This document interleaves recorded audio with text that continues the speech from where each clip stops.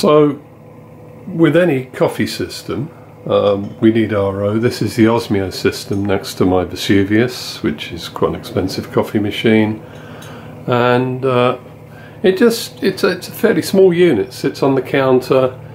It's really not large at all, and it's not noisy. As you can hear, it's already refilling its internal tank after the hot water was drawn by my wife.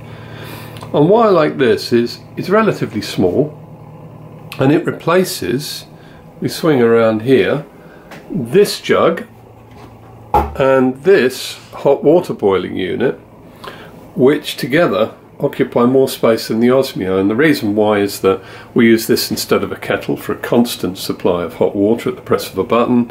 We use this as a storage bottle because if you don't pull out sort of 4 or 5 litres from the under-counter system, it runs against the back pressure of the tank all the time. That's very, very inefficient.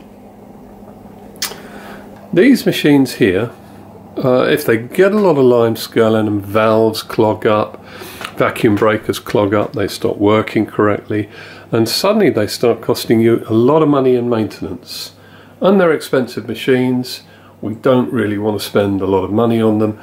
If you do have to send them off, they weigh 25 kilograms, they're expensive to ship, and there's huge risk in shipping them. So what we want is the cleanest water possible, where we're not going to have to keep maintaining this machine. This one so far with RO water has run for 4 years without a problem. None of my machines really give problems because the water is good. Now, the convenience of RO is important to me. You saw my wife earlier drawing hot water. The Osmio system is great because you can draw it at ambient, you can draw it at 65 degrees C, which is warm, 85, which is the temperature at which my wife likes to actually have a cup of hot water, or 100, it says 100, but enough for tea or coffee. I've measured the water coming out the spout. It comes out at about 90. It comes out at 93 degrees, and that's plenty for making a cup of hot tea. The unit's great because I asked for a black one, and the black has a matte finish, which is actually good. Had it been glossy, I think it would have showed marks and fingerprints much better than this matte finish. This is far superior. Comes in gloss white as well, and I would imagine that's equally as good for hiding finger marks.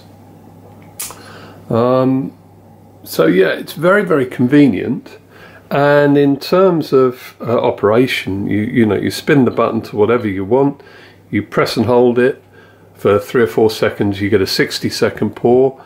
You press and hold it briefly, and just one press gives you a 30-second pour, and while it's pouring, a press at any time stops it.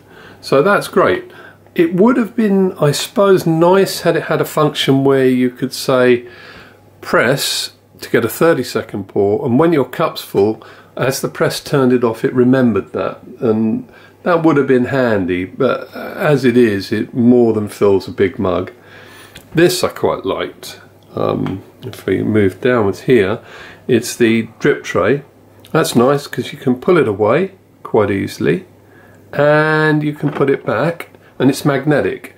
Now the only thing about the magnet on the drip tray is I found it wasn't quite strong enough, so I stuck an extra thin disc magnet on it, just about 1 millimeter thick, neodymium, stuck it there, and it's made it even stronger. So that's great. The other thing about the unit is to fill it up, I found it was actually easier to put what they call felt pads, you know, the furniture felt pads? And that meant I could slip it around the counter really, really easily without any effort to get it to the point where if I wanted to fill it up, I could slide it out from under the worktop of the cupboard, lift the hatch, and then this one just about needs filling. Can you see it's almost down to the minimum level?